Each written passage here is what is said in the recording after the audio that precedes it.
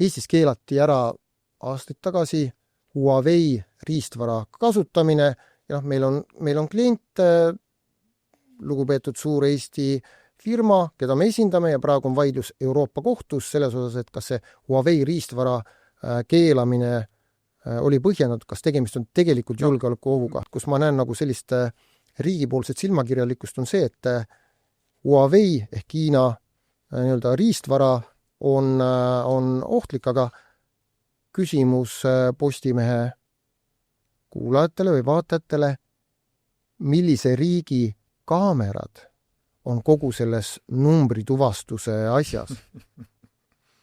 Ma arvan, et sina juba, ma sun arust saan aru, millise riigi oma see on. Ma saan aru, et kõik asjad tehakse maailmas ühes riigis. Ja täpselt. Mänguasjadest kaamerateni. Just, ja kui kaamerad, siis ma küsiks nii, et kas need kaamerad, mis filmivad või salvestavad kõike, mis Eestis toimub, kas seal me ei näe siis sellist ohtu või?